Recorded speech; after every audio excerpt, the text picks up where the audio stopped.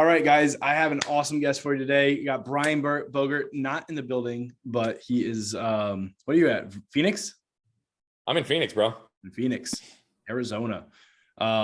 This guy, he helps people from the inside out, a coach, a speaker. I mean, I think you got other companies and stuff going on, but Brian, why don't you tell us a little bit about maybe who you are and like who can you help and how do you help them? Perfect. So who I am, I always have to start with, I'm a husband and father first. Always. That is one of the only things that is binary in my world, meaning if my wife and my kids aren't good, I'll walk away from everything else I'm working on. But who I am, I'm intellectually curious. I'm a human being that appreciates other human beings. I deeply love human connection. I believe that the glue that binds human connection is vulnerability and authenticity. And, I've got some unique stories. We may get to them or not. I'll quickly hit the top level one. And if we want to dive into it deeper, we can. But when I was a little kid, I was run over by a truck and my left arm was completely severed from my body. Was reattached. I've had 24 surgeries. There was years of struggle and adversity. And that's where we developed some of our core concepts, which is that I learned early in life not to get stuck by the things that have happened to me, but instead get moved by what I can do with them. And all this time that I've been working with people, I've learned that move people. And I've also learned this concept of embracing pain to avoid suffering. I think that's also where we gain freedom. And so you looked like you were about to say something, brother. So dude, we're not going to glaze over that. I was going to stop you in a second anyway. But yeah, dude, tell me the story. I got to hear the story. How this happened, man. All right. So my mom, my brother, and I went to our local Walmart to get a 1-inch paintbrush. I was 7 years old. This was how old? 7. Yeah. Yep. 7 years old. August 10th, 1992. It was a 115-degree day, 6:10 p.m. We're walking back to our car. And anybody who's known me for more than 2 minutes knows I've got a lot of energy. And so I was in the car first. And I was anxious to get home and put that paintbrush to use. This was back in the days, brother, before there was a key fob, though. So I had to wait for my mom to literally get the physical key out of her purse, put it in the door, turn the key so we could go on with our day. And as I was waiting for her to catch up, she was 3-4 feet behind me. There was a truck that pulled up in front of the store, and the driver in the middle passenger parked and got out. Passenger all the way to the right felt the truck moving backwards. So he did what any one of us would do, Keaton. He scooted over his foot on the brake. And what I didn't realize until recently is if I was in a car moving backwards, I'm probably not going to move over and just calmly put my foot down on the brake and just slowly depress it. I'm probably in panic mode. I'm raising my knee up as high as I can and I'm slamming it down on that gas or on the brake pedal, right? Yeah. I think that's what this guy did, but he missed and he hit the gas pedal. So all that force went into the gas pedal, threw him up on the steering wheel, up on the dashboard. Before you know it, he's catapulting 40 miles an hour across the parking lot right at us with no time to react. So we're there. I'm standing there by the car. We think my hand was on the handle, goes up and over the median, goes up over the tree in the median, hits our car, knocks me over, runs over me diagonally, tearing my spleen, leaving a tire track scar on my stomach, and then continuing on to sever my left arm. So my mom and my brother watch the whole thing happen. They look up and they see me laying on the ground. They see my arm laying 10 feet away. And fortunately for me, my guardian angel also saw the whole thing happen. There was a nurse that walked out of the store right when this took place. And I always have to bring her into this story because I'm forever indebted to this woman for choosing to go into action versus go on with her day when she saw the life and limb scenario in front of her. She came over and she stopped the bleeding on the main wound and saved my life. And then she instructed some innocent bystanders to run inside, grab a cooler, fill it with ice, and put my detached limb on ice within minutes to give me a fighting chance of having a reattached limb.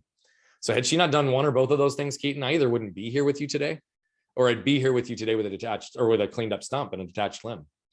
So I know that you were like, hey, we're not going to just gloss over that. I was trying to be really, really clear to answer your question before going into that story, but I'm happy that we paused to do so because here's the thing I've realized.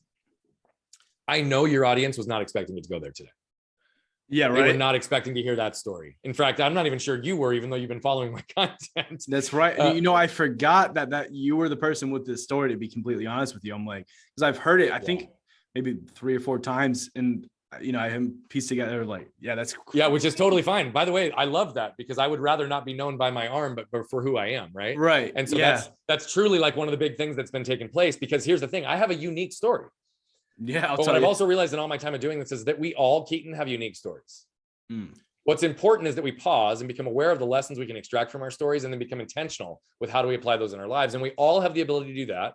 We also all have the ability to tap into the collective wisdom of other people's stories to shorten our own curve to learning. Yeah. So I'm going to go back to the story because I'm just too interested. The arms, you see your arm laying over there? So I was unconscious. You're unconscious. Okay. So I don't have a memory. I truly don't have memory of the event that day. What was the aftermath like? Well, the aftermath started right away because the first ambulance that was called got into a car accident. So that was a whole different thing. And then there was a lot of other stuff that took place from it. But the aftermath, brother, was I spent, I don't know, 3 weeks in the hospital right after they started doing surgery. My first memories after the event were waking up in the hospital bed, feeling like I was in a dream. It didn't seem real to me.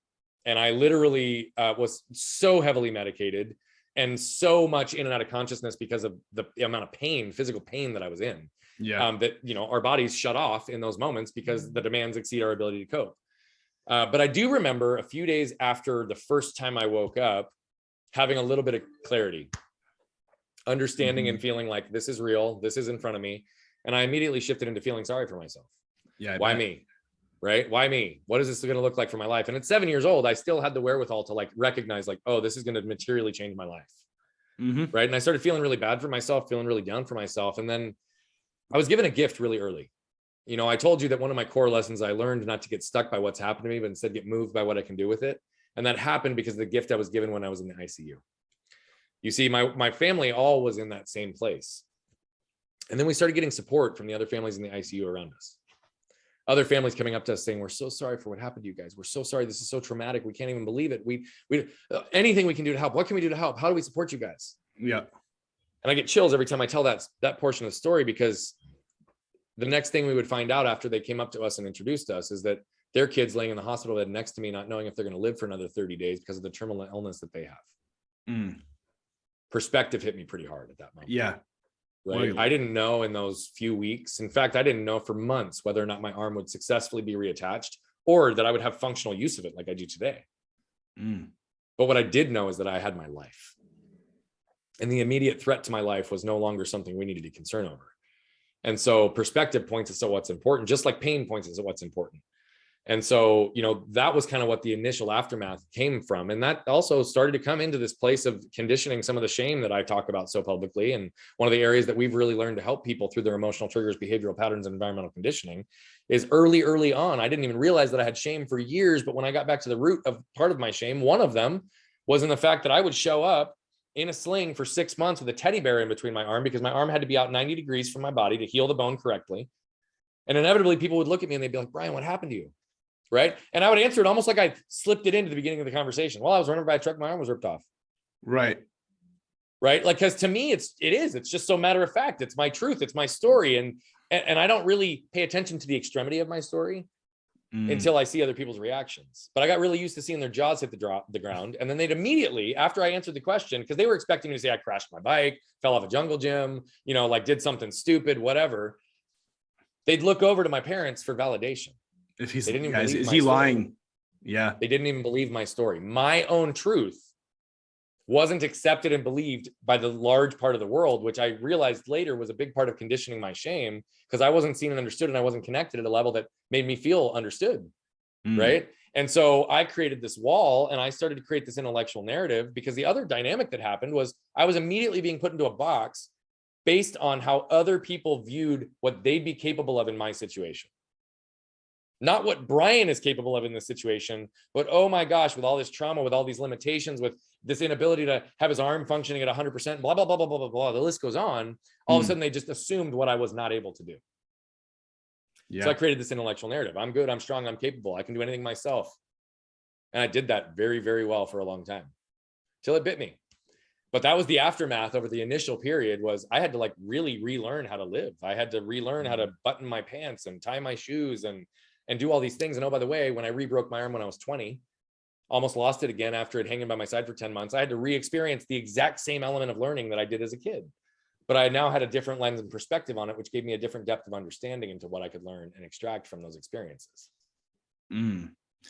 So you said that, I mean, it messed with you when people wouldn't believe you. You're a kid and they're looking to your parents for validation, which I mean does make sense from the people who are just their jaw just hit the floor and they're like this kid. And no blame again. I'm not. Yeah. Totally. Yeah. And but like what I'm getting at here is you also just said that like you created your own narrative that you're willing, you're able, you can do this. You're going to take the action. But you just said it bit you like that in my mind is like, oh, that's good mindset. You should have that mindset. But you said it bit you. What do you mean? Well, what I love is that you picked up on the fact that I didn't even use the word mindset or mental toughness, but that's exactly what it was. And it did serve me very well. And I had this old historical belief that if I had strong mental toughness, a strong mindset, I could do anything. And again, it served me well. Yeah. But it's only part of the equation. So how it bit me was when I rebroke my arm when I was 20. And I woke up and I had lots of friends, lots of family, but nobody was there to help me. Now, the initial response to that might be, well, they're just bad people. I could create resentment. I could create frustration. But the reality of it is what I got very, very clear on is it wasn't that they didn't love me. It wasn't that they didn't want to help me. It's that they believed in the strong mental narrative that I'd created for the world, which was Brian was good. Brian's strong. He's capable. He can do anything himself. And if he needs our help, he'll ask for it. Yeah. But I built that wall of armor up so tough that I didn't have the courage to be vulnerable enough to ask for help in that time. And so that started to make me realize that mental toughness alone is not the ultimate game. It's a very critical part of the equation. I'm very strong in helping people understand their mindset, their mentality, the way that they approach things. But I shifted that next period of life towards human connection. Because if I wasn't connected enough to people for them to be there when I needed them, and I couldn't feel safe enough to be connected to them to ask for help, then human connection was what I was missing, because that armor was what had prevented me from getting it. So I started focusing on vulnerability and authenticity, which are the glue that binds human connection. And I mastered that from a strategic and tactical perspective, again, until I realized that there was more depth behind that as well. So let's say, I mean, I'm interested in like, how could you help me? You know, I'm maybe a little selfish here, but I think it could help the viewers as well. But like, I think I care a lot about what people think. I'm afraid to, you know, I'm trying to like go at it with, of like, let's say like posting on social media and taking like reels of myself talking on the phone or whatever, and just posting it anyway. But at the end of the day, I mean, do you get over a fear from like facing it like that and eventually seeing that it's not that big of a deal or something? Because I don't know that I'm 100% over it yet, you know? I don't think it's just as simple as turning into it. It can work in some situations, but there's a lot more depth behind it. The piece that I didn't quite understand, and I'm going to come full circle to answer your question, but I think it's really important for us to understand this piece before I answer your question. Cool. When I told you that human connection, I realized there was more depth. It's because I started to feel emotion again in my early 30s. When I shut off physical pain, because it exceeded my ability to cope when I was 7, I also unintentionally shut off emotional pain, and I didn't realize it for 25 years. Did it come all at once? Just out of curiosity. It started to come in layers, and it came in big waves. But what I started to realize is that human connection without emotion isn't really human connection. So though vulnerability and authenticity are what binds it, emotion is what really creates the connection. And so that's also what I started to realize, that, okay, if mental toughness and mindset isn't all of it, emotional isn't either. The reality of it is the world taught us not to think and not to feel. Truly. Sure. Right. Yeah. And so I'm encouraging people to take it a level deeper, because it's not about just learning how to think and learning how to feel. It's about understanding whether we're hardwired to intellectualize or feel first, because we're all different there, but we all experience both. And then learning to balance and regulate between both narratives, so that we're learning at that moment to not only think and feel, but to think about our thinking, think about our feeling, feel our thinking, and feel our feeling. It's in that quadrant that we start to escape these patterns. So when you say, I care about what people think, right? And I've been able to move forward on this in the case, like, do I just have to continue to like just trudge and put myself into a position where I'm vulnerable and not worry about what people think? Yeah, that is part of it. But the reality of it is typically when we are operating from a position like that, a low energy or a low frequency that's really coming from a place of scarcity, insecurity, shame, worth, or some factor, it's not just a matter of like, okay, I'm going to shut that off and go to battle anyway. Right. Because until we actually unroot that emotion to see it very clearly for where it came from, how it's actually created patterns in our life, how it's continuing to confine us, we can't effectively move through it. So what you're doing is what I used to do and what so many people do. Well, if I just put my mindset to it, I can push through this insecurity and I'm just going to continue to show up. Yet every single time, and I'm going to guess this is true for you, you still are spinning inside. You still feel insecure. Or I got good at suppressing it, you know, being like, right. So, you know, that's the other factor of it, right? Yeah. Is that emotion that's keeping you in that place is still existing. Right. And so one of the biggest things we do in our inside out method is we focus really a lot on the third step, which is to unroot. So I'll just hit the unroot for a minute. Okay. Yeah. Have you ever done weeding? Have you ever pulled a weed in your life? Yeah. Yeah. Have you pulled a weed out of concrete? Like it's grown up between the cracks? Yeah. What happens in that situation when you try to pull the weed?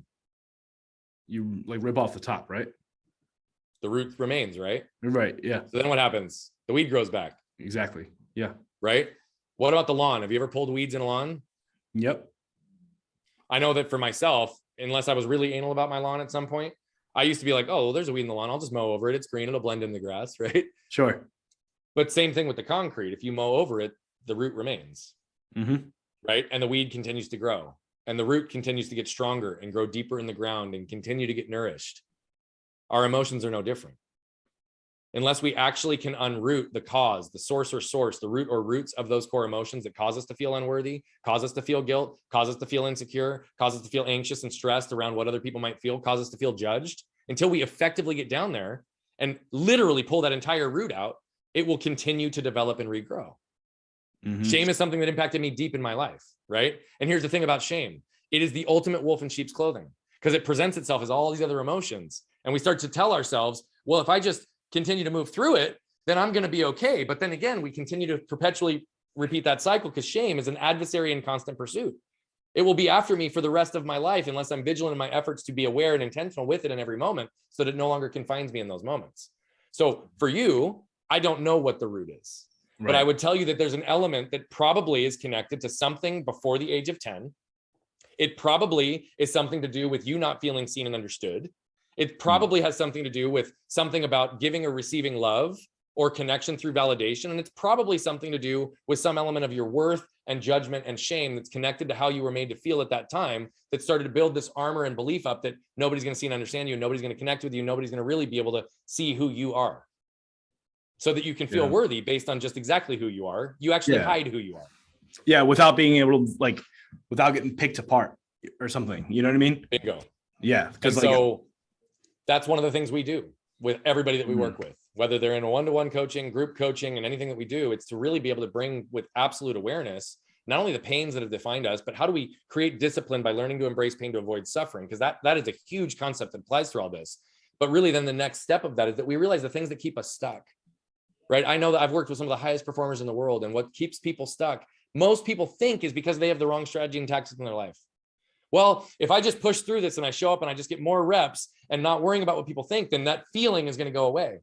But to your point, more often than not, we just start suppressing it and then it blows up and hurts us in some point. Or we react in an environment in a way that actually creates way more pain and damage than what would have happened if we actually just did the hard work on the front end to unroot it.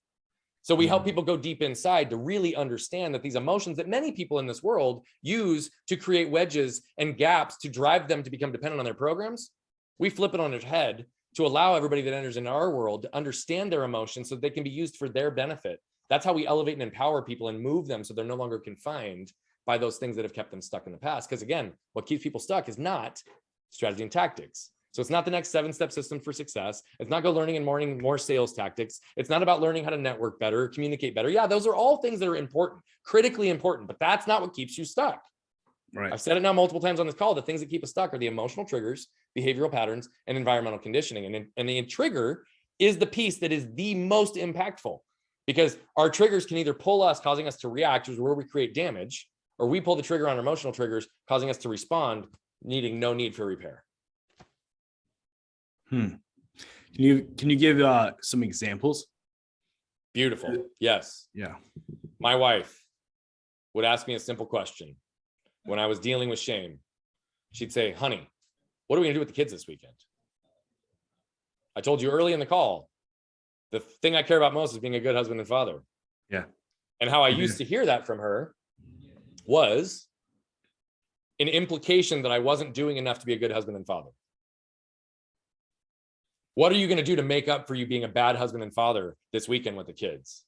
Not what my wife said, but what my shame caused me to hear. So then what would happen is I'd get defensive because I identify with being a really good husband and father. I'd elevate a little bit. I'd get a little puffed up. My armor would start to go up and I'd react by rattling off the 10 things I'd done in the last 4 days to prove that I was a good husband and father, even though that wasn't even what she was asking. Now, all of a sudden I've created damage, causing her armor to go up, which means that for me to neutralize and diffuse that interaction between us, I have to take ownership and actually repair, because it wasn't about her question. It was about how I heard the question because of my own shame. Now, my shame wasn't my fault, but the damage that I create as a result of it, especially once I become aware of it, becomes my responsibility. And so now in those situations, because I've gone through the inside out, because I know the work that needs to be done, if I sense, because I know how shame moves through my body, I know how I get triggered by it. I have about 5 or 6 different ways that shame moves through my body. I have over 50 or 60 triggers that I'm aware of. So now when my wife asks me that question, or any other question, if I feel the wall of defense go up, the first thing I do is communicate to her, hey, sweetie, I don't really know what happened, but I feel like I just got triggered and I felt like I got a little defensive right here, which tells me that I probably didn't hear you correctly. Can you please rephrase what you just said so that I can hopefully hear it better? Or if I can't remove my armor right now because I've been triggered so defensively, can we revisit this conversation later once I've had a chance to reconcile what's going on with me? See the difference in the two paths? Oh yeah, for sure. For sure. I could, I'm just devil's advocate here for a second. I can picture my wife just being like, "Are you kidding me? This again? You're just putting it off for another day, or you're making me rephrase it. I don't want to repeat myself," or something like that. Because maybe there's something going on in her head or her mind, and like, you know. Again, though, this was through multiple conversations on wanting to break the patterns in our communication. Got it. Yeah. And I can't do it alone. And so this, my example there was not to just suggest that every single person just put yourself into a position to do that. The reality of it is you've got to start from a position of awareness first. You have to take ownership for the fact that these things are taking place in your life, create repair that these are patterns that you're contributing to and wanting to break before you can be empowered to have that type of secondary conversation with your wife. Right. Because to your point, exactly. Otherwise, she's going to have no context. She'll then react and be like, well, what's happening? Right. She'll get defensive, likely, like, just to your point. Well, wait, we're pushing this off again. No, this is a priority. Why aren't we talking about this, Keaton? Yeah. Right. Yeah. So there's a lot more foundational work that needs to be done. Totally. But I was trying to give you an example real time. No. That's the difference between reaction and response. But the gap to close in between there requires lots more work and communication. Yeah. Could you imagine like a bunch of people listen to this podcast? They go and say, "Honey, I got emotional, my defenses are going up. Let's just hold on for a second." And they get into fights more because of it. Yeah. There's foundational conversations and work that needs to be done. But again, this concept applies in business too. Right. Okay. I mean, it just is what it is. You got a business example? Every single relationship and every single communication, like our triggers are literally the thing that keeps us from connecting with people at the deepest level in the way that we want. Our closest relationships, our associates, our clients, our community relationships, like this is the key. We typically are the ones that are creating the stimulus because we haven't done the work to understand where we're getting triggered. Yeah. I find myself with a few things in business, like my pricing. What do I price myself at? Why do I price myself at that? Even if my competition is doing less and are less effective for, the service that I'm doing, why am I charging less? And I mean, having conversations with clients or like always thinking that a client is going to leave. Exactly. When they are so happy and I had no idea that they're happy. And I want this like constant sense of validation. Oh, you're doing a great job. We love all the work you're doing. Like, and that is not the client's job. Is it nice to hear it? Sure. But like, if I'm not getting that, why do I go to, they're going to leave this month? Yeah. And the reality of it is, Keaton, guaranteed that's all connected to a similar trigger that's based likely in shame and self-worth for you. Again, I'm taking a big jump at it. No, sure. Yeah. We just met each other 38 minutes ago. But the reality of it is the way that you're communicating about this, that's exactly the point. And I'm happy that you actually were vulnerable enough to express what you just said, because that actually says that you are aware enough and you're putting in the work to be able to rectify this. And that's the first thing. And I love that. But second, what I want to say is you also have the ability to quickly understand why these triggers affect everything in our business. Right. I mean, literally, I have a client that I worked with, just recently wrapped up our engagement, because I'm also not the type of coach that wants people dependent on me. So typically my intensive work, I will not work with somebody in an intensive capacity for more than a year. We have other ways that people can access coaching with me directly that go well beyond that and in some sort of a regular basis. But my intensive work, I won't do for over a year because I don't want dependency. I want elevation and empowerment. Just wrapped up this engagement with this guy, right? Runs a very successful commercial real estate company. They work in development, property management, real estate investment. Like they literally, so they have property ownership. They have ones that they manage that they don't own. They've got all these collaborative deals. COVID hit. We started working together September of that year. September of that year, he communicated to his team that he had 18 months of liquidity left in the business. He was going to do everything in their power to ensure that they had a smooth exit, but it was a declining market in commercial real estate at a time when everything was being obliterated. And then at the time, he was just on the tail end of a $600,000 settlement that took place where he got really bent out of shape because of what had taken place. And the organization, his own organization, owed him over $200,000 personally because he'd foregone his own payment to be able to sustain his employees. Yep. This was the dynamic. Okay. What we started to understand is that he had a very, very deep level of shame. It manifested as worth and scarcity. Right. And what really started to take place is that he was starting to realize that he was the greatest blocker in his business. He was the greatest blocker with his associates. He was the greatest blocker around creating and moving through all these things. He was having issues in his marriage. They'd been married for 14 years. They'd lived in the same house. They always had these aspirations to either redo the living room or move into a bigger house. Well, 14 years in the house, their kids are now grown or almost grown, and they're now in the same small space. He used to ride his bike from coast to coast 3 times in the United States. He was now obese, overweight, numbing himself with alcohol and other things. All these things were happening. We got to the root of it. We really understood where it came from. We spent a lot of time with it. We started to communicate through this. We started to really help him understand real time. He would catch himself when he was getting triggered in these moments, and the patterns were creating himself so that he could pause in those moments, take a breath, and recreate a new path. It was only 6 months before the business started to change trajectory. And what I will tell you is that one of the reasons that we've wrapped up working together is at the tail end of last year, right? So we'd worked together for just about 1.5 years all in. He was a unique experience because of the way that he was leaning into the process. Here's what happened. They literally increased their business by 130% over the course of the last 6 months.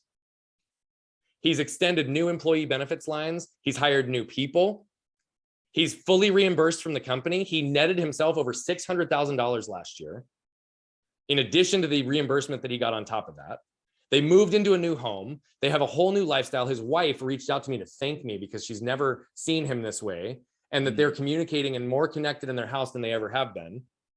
In their business, they are literally amplifying. And oh, by the way, they've grown by 130% in the last 6 months, but they also closed the first 8-figure financial raise deals that they'd had in their business successfully. They closed 2 of them for a total of $60 million in less than 30 days.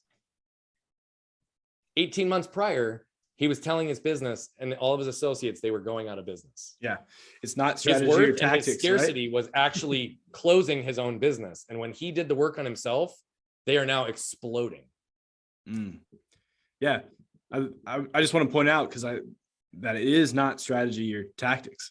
You know what I mean? He probably had a lot of ways to build the business prior to that, and still had those same ways to get, it's more than mindset, but a lot of it, but you crazy. Articulating the things that you experience, right? Like that's the thing is as business owners. And by the way, I'm subject to the same thing. I teach this stuff. Right. I work with people on a deep level in this stuff, and I'm still subject to it. It happens. But the faster we can identify like who we are and how we're entering into the world, the more we can free ourselves, free our businesses, free our associates, free our clients, and all the people that are around us. So I don't know if this comes up for your clients or not, but this comes up for me is like, because I'm becoming aware of that I have either shame or I catch myself thinking that a client's going to leave, but I know that it's not supposed, I end up battling with myself because one part of myself is like, nope, you're worthless. You can't charge as much. You how is someone paying you this much a month? And you're nowhere near deserving. And then the other side of it is like, no, I can't say that to myself. I know I have to have better self-talk. And I start saying, no, Keaton, you're awesome. You should be doing 10 times as much. And it's this weird dichotomy. And I think it's may not even be healthy to be having both of those things, but it may not be healthy, but it might be normal. I don't know.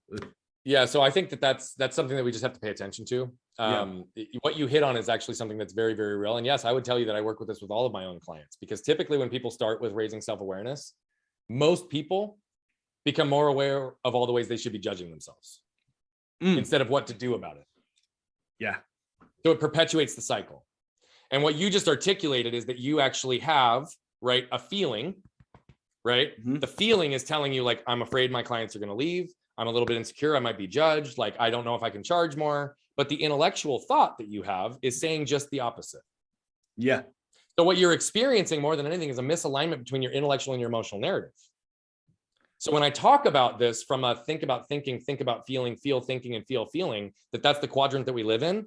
That's how we start to reconcile and bring our intellectual and emotional narratives into alignment so they are congruent with each other, because then it immediately reduces the resistance and energy we experience through it. So part of this is to say, okay, well, if the feeling is predominant first for you, which I think is the case, right? You're feeling, right, unworthy. You're feeling like a little bit scarce, right? Totally. And so allowing yourself to feel that for just a second, to identify what is it that you're feeling, not why, not all the other things, but just feel the feeling for a second. Okay, this is real to me in this moment, right? Now you can shift to thinking about the feeling. What do I think about the feeling? Well, it doesn't really align with what I know I believe, right? I know that I am worthy. I know that I have a product that's or service that's worth what I'm charging, and probably more. My clients are extremely happy. And so this doesn't really make sense. So now all of a sudden you have a thought about the feeling, and you're able to see and identify the incongruency there. Now you can move over into the feeling, the thinking, okay? Which is, oh, okay, well, here's my thought process. If I actually sit in this thought process, which is that my clients are happy, I actually have the worth that I can absolutely take care of, and I can do these things. Well, how do I feel about that narrative? Oh shit, I feel pretty good about that narrative. Right, yeah.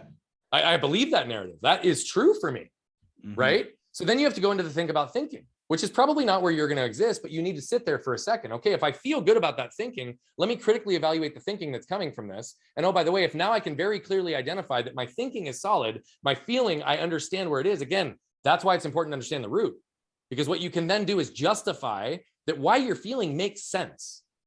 Your self-worth, your insecurity, your fear of being judged, those are all connected to something that, again, are not your fault. That's a conditioned emotional trigger that took place earlier. But now that you're aware of it, you can be intentional, right? And you can move through it because it can now be your responsibility. So now that you understand the two narratives and the distinguishing factor between them, you've looked at feeling, thinking about feeling, you know where your feeling and your thoughts exist. Now all of a sudden you can understand where the incongruency is, which is, okay, I'm attaching to a feeling, which is a historical label in something that was conditioned into me, but it's no longer my belief system. So you can now move through that as long as you've done the work to unroot it. You can move through the particular situations real time, but again, I'm going to go back to, until you unroot it, the feeling is still going to exist, and it's difficult to actually remove and diffuse it. So that quadrant is about aligning our intellectual and emotional narrative so that what we're seeing and feeling is in congruency. Does that make sense, brother? No, that actually does make sense. It does.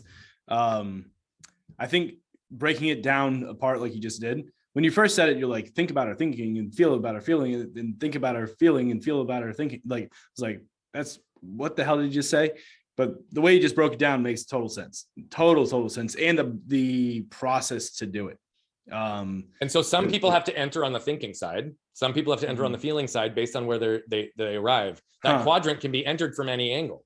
Cool. And so that's one of the things that's why it's really important for us to understand, are we hardwired intellectually or emotionally? I will tell you for myself, more often than not, I enter on the thinking side because that's my predominant narrative. My wife is just the opposite. She feels first. So she enters on the feeling side more often than not. Now, I've entered on the feeling side. She's entered on the thinking side, but it's all dependent on the situation. Right. But that's how we get to see ourselves more clearly so we can move faster with less effort. Very cool. So I'm wondering, is there anything like, people listen to this, maybe they can't afford to work with you, or they don't know who to reach out to. Do you have a book by any chance? Something that's like, you know, I'm co-authored in a bunch of books, but I'm waiting. I have a book that's in development, but I will not release until the time is right. Okay. Well, when it's right, you let me know so I can let all my followers know. So yeah. And so I can get my copy, of course, signed. Oh, dude, bro, you get a signed copy, of course. Yeah. But I'm trying to think, like, there's so many people that need this. Obviously, you clearly know. Is there anything, like, even small, like little things that people can either do to raise their awareness or start like processing this so that they don't have to, hire a coach or something, like just something they can do day to day that they're like, oh, I can handle that, Yeah. So I'm going to say just one core thing is, I think so many people lack awareness on even the things that drain them and the things that feed them. Right. And so many people are like, well, I don't know who I am. Well, no wonder you don't know who you are, because you've chased all the what's of the world and you've lost who you are as a result of it. Right. I did the same thing.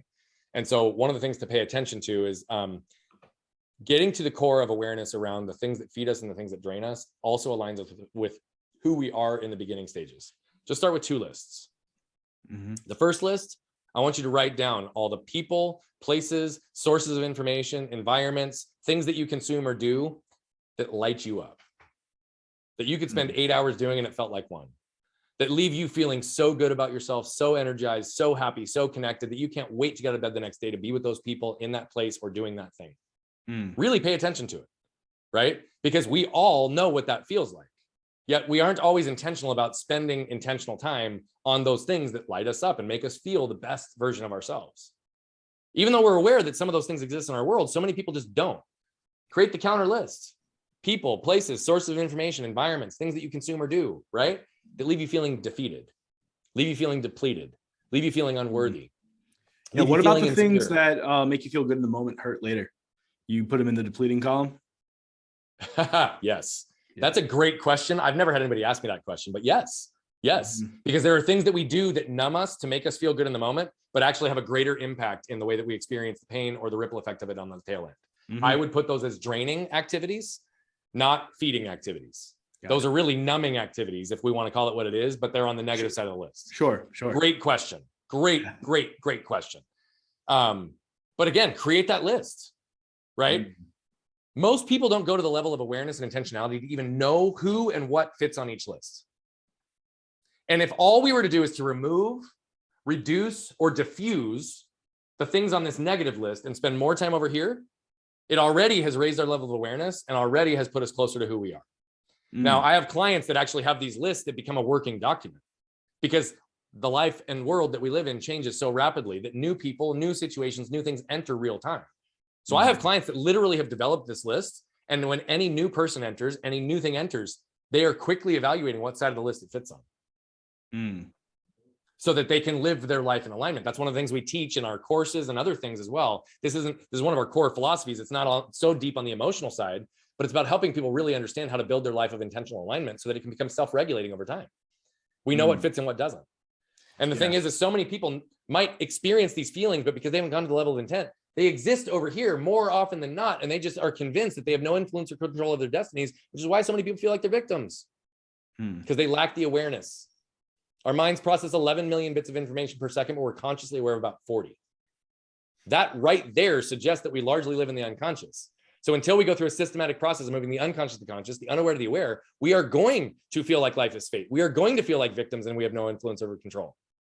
But once we start to become aware, we can be intentional because we cannot be intentional with what we're unaware of. And so that's the first thing I start is just raise your level of awareness. And if you don't know where to start, ask some of the people closest to you. Ask them questions. Hey, if there was something I do in my world that you could remove from me and place into your world, what would that be? If there's something that I do to you or around you or to people that you've witnessed that might create damage or I'm blind to, what would those things look like?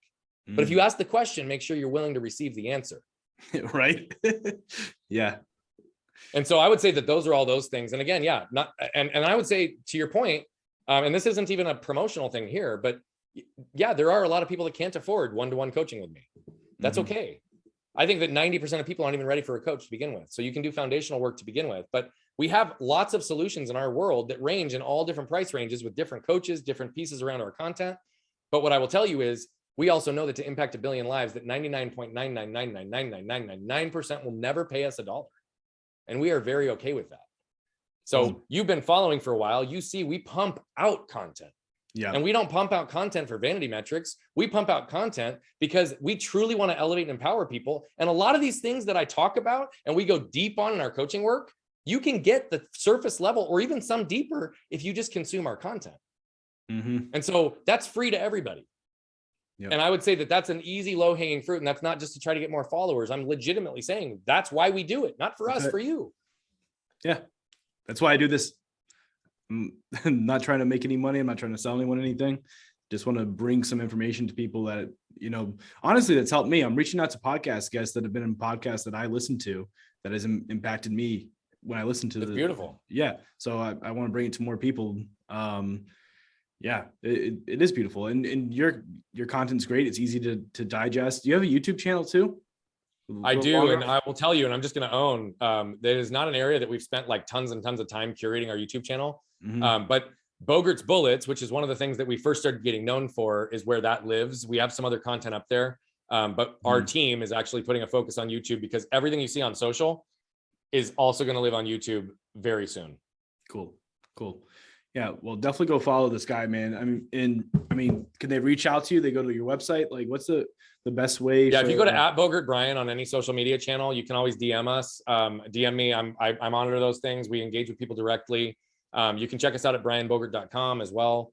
And then I guess I'm going to ask your permission because I never come onto these things to promote, right? I do have a free resource that I'd love to give to your audience if that's okay with you. Oh yeah, for sure. Yeah, what is it? Okay. So you asked about low-hanging fruit, right? What are things that people could do? We literally developed a free course that is all the way through the introductory and the first chapter of our normal course that exists. And we made over 30 minutes of video content, the initial beginning with the end in mind, understanding purpose, legacy, and the beginning stages of identifying with who you are, all for free. All of it's free. Okay. If you go to nolimitsprelude.com, you can get access to it there. Here's my disclaimer. Yes, you exchange your email and sign up for the course. So we get that. That's not why we're doing it. Yes, you will get emails throughout you completing it because we want to make sure that you actually absorb it and consume it, and that we're here to support you. And yes, you will get 4 emails after you're done completing it, looking for additional ways to engage, whether it's the course or other places where we can support you. Again, this is not to sell you, funnel you, or keep you perpetually getting just spam emails from us. It's to engage you in the process and the time that you're investing in yourself, and to make sure that we're here and able to do so. But I always disclose that because I don't want it's fully transparent. Yes, we get it. Yes, you will get communications from us, but no, we will not be spamming you beyond your completion of the course. Yeah, that's nice, man. And not to mention, a free course is a free course. Pay with my email any day. That's awesome.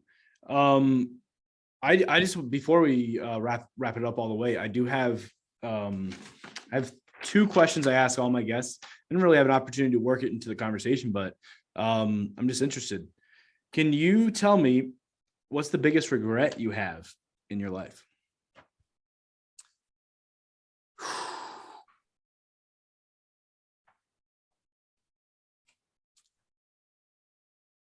This one's going to be heavy for me for a second.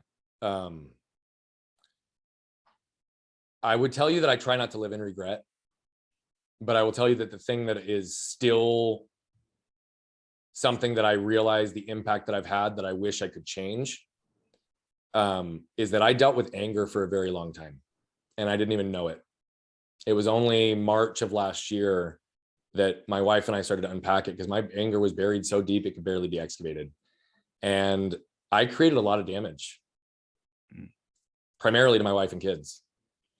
I didn't scream them. I wasn't like screaming a rage at. I wasn't hitting them. I wasn't any of these things, but my anger impacted our household. It impacted them as individuals, and it impacted my ability to connect with them because I had an edge about me, even if I wasn't outwardly angry. Yeah. And so I guess my regret would be that I didn't have the opportunity to see that in myself sooner, or that I didn't hear all of the times my wife attempted over the course of 14 years to tell me that this was her experience. I didn't hear it, despite her attempt to tell me multiple times. Now, why I don't live in regret is because we were given a beautiful gift last year and we are actively working on it. I made a promise to my wife once we started to understand it, that I was going to do everything in my power to ensure that we never felt the negative effects of anger in our household again. And I'm proud to say that in over a year, it's only happened twice. But I had to take 10 days to lead myself through my own. I handed my wife my phones. I said, get with the teams. I don't want to communicate with them. I'm blocking out the world. I went inward for 10 days to run through my own inside out methodology because it was the first time I'd become aware of anger. And I wanted to ensure that I could do everything in my power to fulfill that promise I made to my wife. But that's something I'll never get back. I won't ever have that time back. I won't ever have those interactions back. And the patterns that I developed in my wife and kids, I'm quickly trying to unwind. But I carry weight around that still. I can relate to that. I think many fathers can, probably mothers too, but yeah. Not to diminish that it was wrong or right, but like, being a parent's hard as hell. It is, not like I said, not to diminish that no one should be, or releasing their anger on their kids or the wife without a doubt. But I mean, yeah, but it happens. It's a very normal thing. And we don't talk about it enough. Right. And it's, yeah, right. It's so taboo. It's like, and I mean, here's the thing. You're right. Being a parent is the most difficult thing I've ever done. It's also the most meaningful, and I don't mean to layer on top of this, but we have 2 special needs kids too. There's a different level of like challenge that we face. And so many special needs parents do, right? Every kid's different. So I'm not trying to say it's worse or better. It's just different, right? Sure. And so it's real. So I appreciate you saying that, because that's truly why I share my truth. I just want to give others permission to live theirs, right? It's okay. You can break those patterns. I appreciate you sharing it on the podcast, like just in general out in the open. Like it takes courage to just say like, yeah, like me, I will raise my voice and I feel terrible about it. You know, like I don't run around telling people on podcasts that I'm like, feel like I'm a shitty dad, you know, 3 days of the week or whatever, you know, not all the time, but it's, you know what I'm saying? There's shame attached to that too, right? Attached to anger. A deep level of shame attached to it. Yeah, totally. I just want to get these other two questions in. What's just one book you believe everyone should read? Quick. Mindset by Carol Dweck. Oh, I haven't read that one. I'll link it up somewhere. I'll get my team to do it. So I'll make sure I get it on my list too. And if you could go back in time, you can go back in time at any age that you want to go back to, but you're only allowed to tell yourself 3 sentences. You can't speak to anyone else or anything like that. You're just going to go tell whatever younger age of yourself 3 sentences. What age would you go back to, and what those 3 sentences be?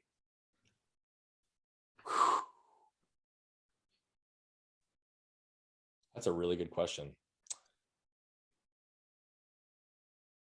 I would probably go back. I can't identify the exact age just because of the blur of it, but it would be somewhere between the age of 8 and 10.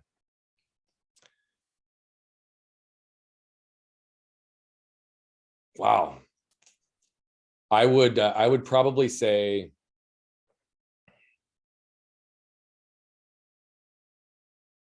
you need to feel in order to heal.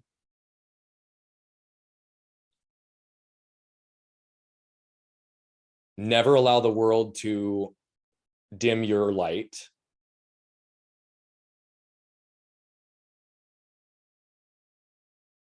And recognize that who you are is perfect. Yeah. It's great, man. I mean, I'm just going to tie it up right here. I think it's a beautiful ending. And I just want to thank you so much for taking time out of your day. I know how busy you are. You're crushing it. You're running businesses. You're creating content and putting it out for everyone. And just thank you for being you and being authentic. You're not coming on here BSing anyone. You're not like trying to sell them anything. You're just out there trying to help. And I love that. That's why I'm doing this. With that being said, I'll get in a different tone. Guys, I don't ask for any money. Like, just share this out because there's someone who needs to hear this, right? I mean, this may not be the episode for you. I say this every time. It might be for your auntie, your uncle, your Sally down the street. But share this one out. Leave us a review because I want to get more people like Brian on here. I want to, get Brian back on the podcast and say, look at how many people were listening to your episode and how big of an impact you made. Because that's what your goal is too, right? You want to impact 1 billion lives by a certain year or something. Yeah. So let's help Brian do that. Share this out and go follow him. I'll link up everything that we talked about in here in the show notes and everything. But until next time, guys, peace.